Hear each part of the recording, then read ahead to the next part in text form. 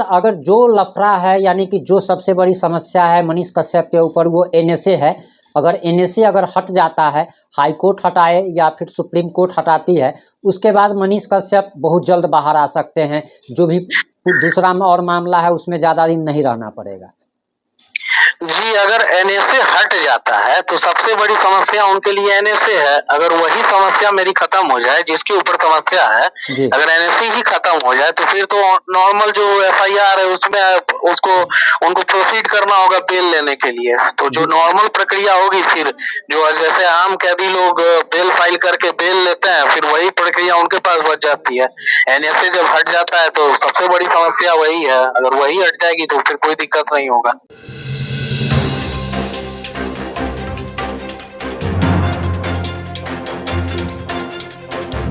अभी मनीष कश्यप केस की एक्चुअल स्थिति क्या है, मनीष कश्यप कब तक बाहर आएंगे और मनीष कश्यप के बिहार आने की सूचना है या नहीं, यानी कि 24 जुलाई को जो मनीष कश्यप के बिहार आने की सूचना आ रही थी, क्या मनीष कश्यप बिहार आएंगे और मनीष कश्यप पर एनएसए आखिर कब तक लगा रहेगा, एनएसए कब तक हटेगा और मनीष कश्यप फिर कब से सस्तक का माइक उठा करके गरीबों मजदूरों की आवाज़ उठाना शुरू करेंगे। इन सारे मुद्दों पर अभी हम बिहार के जाने माने वरिष्ठ वकील मिस्टर आकाश जी से सर से बात करने की कोशिश करेंगे और उनसे जानने का प्रयास करेंगे कि मनीष कश्यप कब तक एनएसए मनीष कश्यप पर से कब तक हटेगा, मनीष कश्यप कब तक जेल से बाहर आएंगे और उनके केस की एक्चुअल स्थिति क्या है वो मिस्टर आकाश हमें बताएंगे, क्योंकि वो मनीष कश्यप केस को शुरू से देख रहे हैं, शुरू से उसको रीड कर रहे हैं और वही एक्चुअल स्थिति बता सकते हैं कि आखिर मनीष कश्यप की वर्तमान स्थिति क्या है, तमिलनाडु में क्या चल रहा है और बिहार में क्या चल रहा है। सारी बातों पर अभी हम लोग मिस्टर आकाश से बात करने जा रहे हैं। नमस्कार, मैं प्रिंस कुमार सिंह और आप देख रहे हैं पॉजिटिव इंडिया। अगर अभी तक आपने चैनल को सब्सक्राइब नहीं किया है तो कृपया चैनल को सब्सक्राइब कर ले और जो लोग ऑलरेडी कर चुके हैं उन सभी लोगों को तहे दिल से धन्यवाद। अब चलिए वकील साहब से बात करने की कोशिश करते हैं कि आखिर मनीष कश्यप केस की स्थिति क्या है और जानने का प्रयास करते हैं। हेलो जी, नमस्कार सर। प्रिंस जी। सर कैसे हैं आप? जी बढ़िया है प्रिंस जी। सर ऐसा है कि मनीष कश्यप को अभी सरेंडर किए हुए लगभग 4 महीने हो चुके हैं और आज हम आपसे मनीष कश्यप के मुद्दे पर 5 मिनट का आपका समय लेना चाहते हैं सर। जी जी जी, बहुत बढ़िया। सर ऐसा है कि मनीष कश्यप केस को आप शुरू से देख रहे हैं और 4 महीने मनीष कश्यप को सरेंडर किए हुए हो गया है और एनएसए के बारे में जो स्पष्ट सूचना आनी चाहिए वो अब नहीं आ पा रही है। जब मनीष कश्यप का केस सुप्रीम कोर्ट में चल रहा था तो रोजाना कुछ न कुछ अपडेट आता रहता था, लेकिन अब अपडेट आना बंद हो गया है सर। तो अभी क्या स्थिति है सर मनीष कश्यप के केस की? देखिए, मनीष कश्यप के केस की स्थिति जिस समय सुप्रीम कोर्ट में चल रही थी तो जाहिर सी बात है कि सारे मीडिया का ध्यान उधर था, इसलिए सब लोगों को अपडेट मिल पा रहा था। अब चूंकि सुप्रीम कोर्ट ने हाई कोर्ट से रिलीफ लेने के लिए कहा है तो मनीष कश्यप के जो भी वकील होंगे या तो जो एडवाइजरी कमेटी होंगे, जो बोर्ड जो कंस्टिट्यूट होता है एनएसए के अंदर, तो उनके सामने अपना सारा कुछ प्रस्तुत किए होंगे जो भी रेलेवेंट डॉक्यूमेंट्स है मनीष कश्यप से। अगर 3 महीना के अंदर तो उनके पास ये प्रावधान था कि आप एडवाइजरी कमेटी के पास जा सकते हैं, लेकिन अगर हो सकता है कि एडवाइजरी बोर्ड ने भी वो हरी झंडी दिखा दी होगी एनएसए को लेके, तब जाकर के उनका एनएसए एक्सटेंड हो गया होगा। अब उनके पास हाई कोर्ट के जाने के अलावा और कोई उपाय नहीं बचता है। हाई कोर्ट जाए और वो अपना एनएसए को चैलेंज करें, फिर हाई कोर्ट का जो डिसीजन होगा अगर वो फेवर में आता है तो बहुत बढ़िया, अगर नहीं आता है तो फिर उस डिसीजन को सुप्रीम कोर्ट में चैलेंज किया जा सकता है। तो यही अभी उनके पास है कि हाई कोर्ट में अपना ये चैलेंज करें एनएसए को, और मुझे लगता भी है कि उनके जो वकील होंगे इस प्रक्रिया में लगे ही हुए होंगे। सर एक चीज़ और बताइए कि जैसे मनीष कश्यप के ऊपर दर्जनों केस हैं, पहले से भी उनके ऊपर काफ़ी सारे मामले चल रहे हैं और इस फर्जी वीडियो वायरल मामले में भी काफ़ी सारे केस दर्ज हुए, तो क्या मनीष कश्यप पर से अगर एनएसए अगर हट जाता है तो ये सारा केस उनके राह में रुकावटें बन सकता है क्या उनके बाहर आने में? देखिए, अगर एनएसए हट जाता है जी। तब तो फिर कुछ बचता है नहीं, एनएसए के कारण ही वो कस्टडी में है। जी। और बाकी जो केस है उसमें तो बेल लेना, कोई मर्डर तो है नहीं या रॉबरी है नहीं, किडनैपिंग है नहीं, जो जिसमें ज्यादा सजा का प्रावधान होता है, उसी में व्यक्ति को बेल लेने में मुश्किल होता है।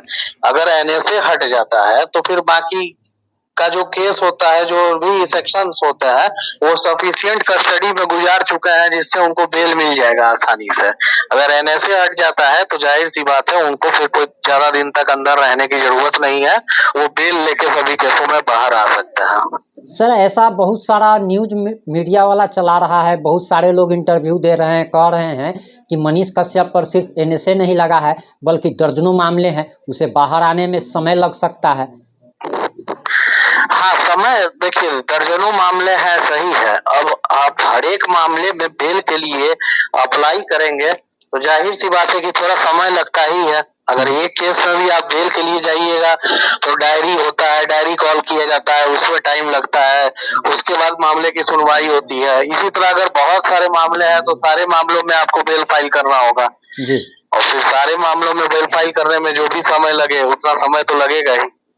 सर अभी 2 मामलों में, पुराने मामलों में उनको बेल मिल चुका है, यानी कि पुराने मामलों में उनको बेल मिलना शुरू हो चुका है। तो एक चीज़ बताइए सर कि अभी जैसे वो 4 महीना से लगभग कस्टडी में है, न्यायिक हिरासत में, तो क्या ये कस्टडी उनके सारे केस में काउंट होगा या नहीं होगा? देखिए, कस्टडी केस में काउंट होने के लिए क्या प्रावधान है कि अगर व्यक्ति कस्टडी में है किसी, मान लीजिए, अन्य मामले में, और उसके ऊपर फिर दोबारा कोई दूसरा भी मामला होता है, तो जो दूसरा मामला होता है उसमें उसका प्रोडक्शन हुआ है कि नहीं हुआ है। प्रोडक्शन जिस दिन से हो जाता है उस मामले में, उस दिन से उस केस में उसका कस्टडी पीरियड जुड़ने लगता है। अगर मेरे ऊपर 2 एफआईआर है और मेरा एक ही केस में प्रोडक्शन हुआ है और उसमें हम जेल में बंद हैं और दूसरे केस में मेरा कोई प्रोडक्शन हुआ ही नहीं है, तो दूसरे केस में मेरा कस्टडी नहीं माना जाएगा जब तक कि मैं उसमें प्रोड्यूस नहीं होता हूँ कोर्ट में। कोर्ट से प्रोडक्शन वारंट जाएगा, उस प्रोडक्शन वारंट के बाद जो भी व्यक्ति हैं जेल में बंद है उनको वहां पे प्रस्तुत किया जाएगा कोर्ट के सामने, और जिस दिन प्रस्तुत किया जाएगा उस दिन उसका रिमांड होगा। फिर उस दिन से उसका कस्टडी गिनना चालू आप कर सकते हैं। अगर नहीं हो रहा है प्रोडक्शन तो कस्टडी नहीं जुड़ेगा।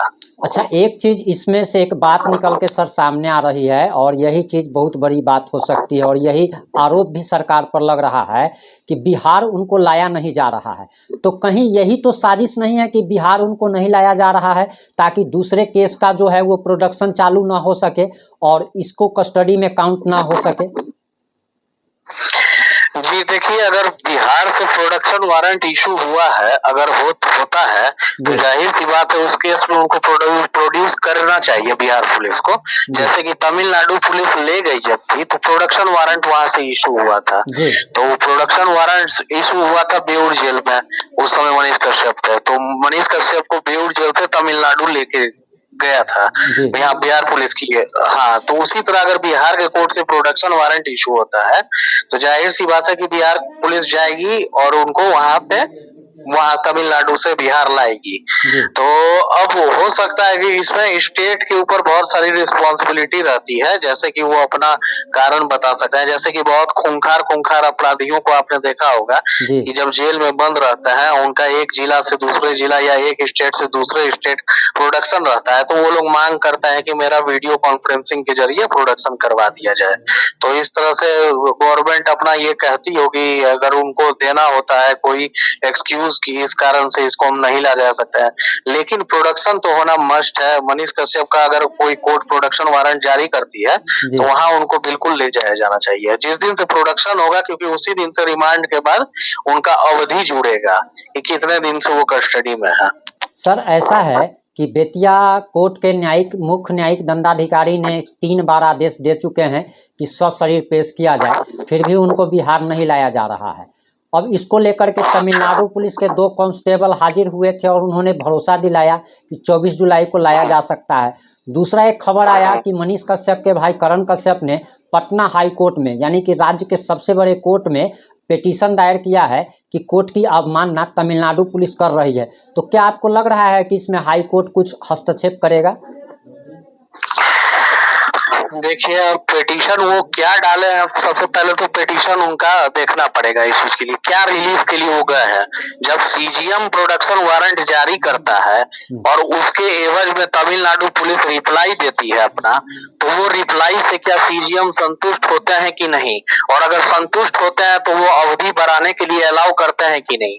जब सीजीएम अलाउ कर दिए, जब उनके आंसर से संतुष्ट है सीजीएम, तो फिर पिटीशन में क्या उल्लेख किया गया है करण कश्यप के द्वारा, फिर वो देखना पड़ेगा कि वो किस रिलीफ के लिए गया है। सर, पिटीशन में यही कहा गया है कि लगातार कोर्ट की अवमानना हो रही है, कोर्ट आदेश कर रहा है लेकिन तमिलनाडु पुलिस ला नहीं रही है, और बिहार सरकार यानी कि बिहार के डीजीपी को जब एस्कॉर्ट की व्यवस्था करने के लिए कहा जाता है तो ये लोग कोई रिप्लाई नहीं कर रहे हैं तमिलनाडु पुलिस को।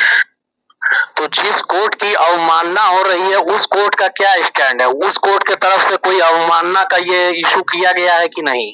जी, जो सीजीएम है बेतिया के, उनके द्वारा अवमानना हुई है ऐसा उन्होंने कहा है कि नहीं, या उनको एक्सटेंड करने का टाइम दिया गया है? सर, उन्होंने तो तमिलनाडु पुलिस को जब लताड़ लगाई गई उसके बाद तमिलनाडु पुलिस के 2 कांस्टेबल अदालत में हाजिर हुए थे और उन्होंने कहा कि 24 तारीख को हम लाएंगे उनको, मनीष कश्यप को लाने जा रहे हैं। और इसके साथ ही साथ उन्होंने एक्सक्यूज ये दिया था कि दरअसल बिहार पुलिस को लेटर लिखा गया था डीजीपी को, लेकिन इन लोगों ने एस्कॉर्ट की व्यवस्था नहीं की, सुरक्षा व्यवस्था नहीं की, और इस कारण मनीष कश्यप को बिहार नहीं लाया गया। उन्होंने ये मतलब एक्सक्यूज दिया। तो जिस कोर्ट की अवमानना होती है सीजीएम की, तो सीजीएम का ये ड्यूटी है कि उनकी अवमानना हुई है कि नहीं इस बारे में लिखेंगे वो। अच्छा, हाँ, ये सीजीएम की, बेतिया सीजीएम का काम है कि अवमानना हुई है कि नहीं इस बारे में वो लिखेगा। जी जी। अच्छा सर, एक चीज़ और जानकारी चाहिए। जो सूत्रों से जो जानकारी मिल रही है इसके अनुसार कि बीजेपी जो है वो मनीष कश्यप को मदद कर रही है, और ये भी सूत्रों के हवाले से खबर आ रही है कि तमिलनाडु के जो राज्यपाल हैं आर.एन. रवि, उनके द्वारा आने वाले कुछ महीनों में मनीष कश्यप पर से एनएसए हटाया जा सकता है। तो हम दरअसल ये जानना चाहते हैं कि क्या किसी स्टेट के राज्यपाल के पास ये पावर होता है कि वह एनएसए हटा सके? देखिए, कॉन्स्टिट्यूशन में क्या है कि अगर प्रिवेंटिव डिटेंशन में किसी को रखा जाता है तो ये पावर स्टेट गवर्नमेंट और सेंट्रल गवर्नमेंट के पास होती है। अगर स्टेट का विधि व्यवस्था को बिगाड़ने के ये ऐसा अगर इल्जाम किसी पर अगर लगा करके उसको कस्टडी में रखा जाता है तो स्टेट का लॉ एंड ऑर्डर मेंटेन करने का ड्यूटी स्टेट के पास होती है। तो इसमें सोल डिस्क्रिप्शन स्टेट का होता है, और एडवाइजरी बोर्ड जो होते हैं वो होते हैं कि इसमें क्या है रिपोर्ट वगैरह देख करके, और फिर उसके बाद भी अगर आप संतुष्ट नहीं होता है तो फिर आप कोर्ट अप्रोच कर सकते हैं। अच्छा, यहाँ पे राज्यपाल का कोई उल्लेख नहीं है। ऐसे तो राज्यपाल के पास कॉन्स्टिट्यूशन में भी और प्रेसिडेंट के पास पावर होता है कि किसी को भी अगर सजा भी मिल जाए तो उसके सजा को माफी कर सकता है। यहाँ तक कि प्रेसिडेंट के पास मौत की सजा को भी माफ करने का अधिकार होता है। राज्यपाल के पास भी अधिकार होता है कि किसी के उम्र कैद के सजा को रिमिट कर दिया जाए। तो ये सब शक्ति कॉन्स्टिट्यूशनल पावर है राज्यपाल के पास। लेकिन एनएसए जो है वो लॉ एंड ऑर्डर के कारण अगर किसी पे लगा हुआ है तो ये टोटली स्टेट का मैटर है कि उसके लॉ एंड ऑर्डर को संभालने के लिए अगर किसी पे एनएसए लगाता है तो उसमें मुझे नहीं लगता है कि राज्यपाल इंटरफेयर करेंगे उस चीज को लेकर। जी सर, ये इसलिए हम आपसे क्लियरिफिकेशन चाह रहे थे क्योंकि ये कहीं हवाई बातें तो नहीं हो रही है। नहीं, क्योंकि ये फिर डायरेक्ट इंक्रोचमेंट हो जाएगा ना पावर ऑफ स्टेट पे। जी जी। ये अपना कॉन्स्टिट्यूशन फेडरल कॉन्स्टिट्यूशन है, डिसेंट्रलाइजेशन ऑफ पावर है, इसमें सेंट्रल और स्टेट लिस्ट बना ही गया है इसलिए। तो स्टेट का लॉ एंड ऑर्डर क्या है ये स्टेट जानेगा।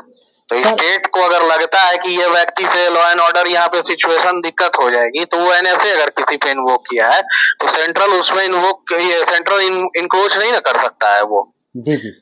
सर, एक जानकारी और चाहते हैं कि ऐसा सुनने में आ रहा है कि एनएसए में अगर 90 दिन अगर कस्टडी का अगर हो चुका है तो अपील किया जा सकता है या उसमें कुछ हो सकता है। तो ऐसा क्या मतलब है कि 90 दिन का क्या प्रोसीजर होता है? 3 महीने का? देखिए ऐसे तो है कि नॉर्मल प्रोसीजर क्या होता है कि अगर किसी को आप अरेस्ट करते हैं तो उसको 24 घंटे के भीतर किसी मजिस्ट्रेट के यहाँ प्रोड्यूस किया जाता है। जी। ये सीआरपीसी में भी है और कॉन्स्टिट्यूशन में भी है। जी। लेकिन अगर एनएसए में अगर आप किसी को एनएसए किया हुआ है तो प्रिवेंटिव डिटेंशन हुआ, किसी को अपराध करने से पहले प्रिवेंशन के लिए होता है। जी। तो अगर किसी को आप कस्टडी में लिए हुए हैं तो उसके पास तो ये आपको फैसिलिटी नहीं प्रोवाइड की गई उनको कि आप मजिस्ट्रेट के सामने 24 घंटा में प्रोड्यूस कीजिए और मजिस्ट्रेट उसको रिमांड कर देंगे, जुडिशियल कस्टडी में भेजेंगे 14 दिन के, तो ये तो एनएसए में आया नहीं। तो इसीलिए उसमें है कि प्रिवेंटिव डिटेंशन में भी जो लोग हैं उनको भी मौका दिया जाए कि वो उचित अथॉरिटी जो भी है उनको अप्रोच कर सकते हैं। जी। तो इसलिए वो 3 महीने में जो एडवाइजरी बोर्ड का जो गठन है जिसमें जो ये हाई कोर्ट के रिटायर्ड जज रहते हैं और मे बी सर्विंग जज भी उसमें रहते हैं, तो उनके पास वो अप्रोच कर सकते हैं अपने सारे डॉक्यूमेंट के साथ और किस आधार पर एनएसए लगा हुआ है ये भी उनके सामने रखा जाएगा। और वो अगर सेटिस्फाई होते हैं कि एनएसए का कारण सही है, इस पे एनएसए लगा रहना चाहिए, तो वो एक रिपोर्ट तैयार करते हैं कि एनएसए बेबुनियाद नहीं है, एनएसए सही है और एक्सटेंशन पीरियड बढ़ जाता है। लेकिन अगर उनको एडवाइजरी बोर्ड को लगता है कि ये कोई कारण नहीं है एनएसए लगाने का, तब जाके वो अपने रिपोर्ट में बनाकर लिखते हैं कि एनएसए का कोई कारण नहीं है और जिसी तरह उनका रिपोर्ट आता है उसी समय से एनएसए उस पर हट जाता है।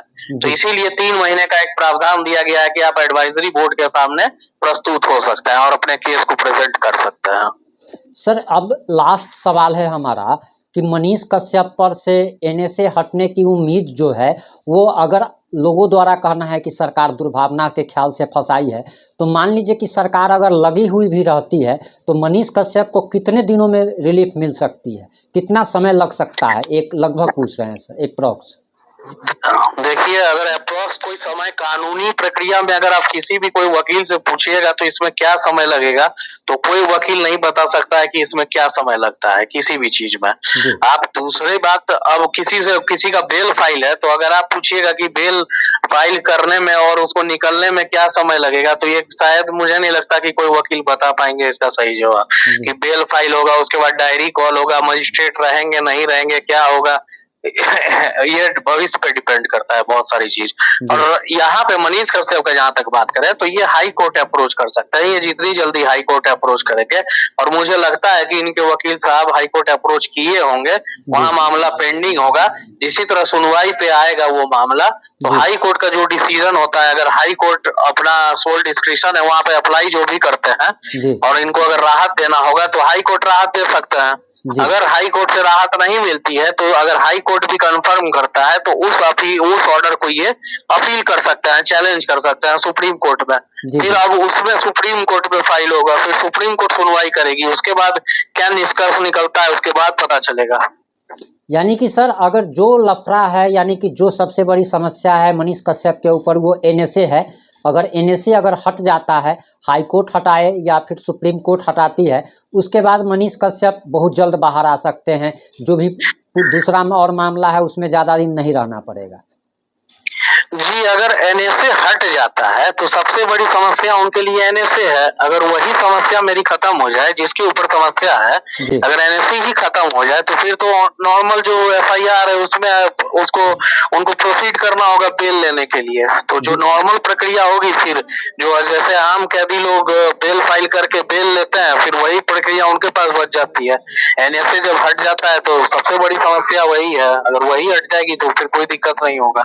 सर बाद बाकी तो जो भी केस है, कोई मर्डर का या कुछ वैसा तो खतरनाक केस तो है नहीं, तो बाद बाकी और सब केस में 2-3 महीने, मतलब एक अप्रॉक्सीमेट हम पूछ रहे हैं कि 2-3 महीने ज़्यादा से ज़्यादा लग सकता है, या बेल मिलने की शुरुआत भी तो हो चुकी है। हाँ बिल्कुल, अब ये देखना होगा कि उनके ऊपर कितना एफआईआर दर्ज है। अब जितना एफआईआर दर्ज होगा सारे केस में बेल लेना होगा उनको, जितने भी एफआईआर दर्ज है। जी अब उनको कस्टडी से निकलने के लिए। हाँ हेलो। हाँ सर बोल रहे हैं, पूछ रहे हैं कि अब उनको कस्टडी से निकलने के लिए जितना भी उनके ऊपर मामला अभी तक दर्ज हुआ है सभी केस में बेल लेना होगा, तभी वो, ऐसा नहीं है कि 2 केस में मिल गया तो वो निकल जाएंगे। नहीं ऐसा नहीं है, जितने भी एफआईआर दर्ज है हमारे ऊपर हमको सभी केस में बेल लेना होगा, तभी जाकर के हम बाहर निकलेंगे। जी सर, आपका बहुत बहुत धन्यवाद सर, आपने अपना कीमती वक्त दिया और मनीष कश्यप के समर्थकों तक सही और सटीक सूचना पहुंचाने में आपने जो हमारी मदद की है उसके लिए बहुत बहुत धन्यवाद सर। बहुत बहुत धन्यवाद प्रिंस। धन्यवाद सर। हमने वकील साहब से हर एक परिस्थिति के बारे में जानकारी ली और उन्होंने सटीक और सही सूचना और संतुष्ट जवाब दिया, जिससे आप लोग भी संतुष्ट हो गए होंगे और आप लोग को भी समझ में आ गया होगा कि अब मनीष कश्यप के ऊपर में सबसे बड़ी समस्या क्या है और मनीष कश्यप कब तक बाहर आएंगे। इस वीडियो को फेसबुक, व्हाट्सएप ग्रुप, जितने भी ग्रुप्स में आप लोग जुड़े होंगे, ज़्यादा से ज़्यादा शेयर कर मनीष कश्यप के समर्थकों तक सटीक सूचना पहुंचाने में हमारी मदद जरूर करें। जुड़े रहें हमारे साथ। जय हिंद, जय भारत, जय जय बिहार।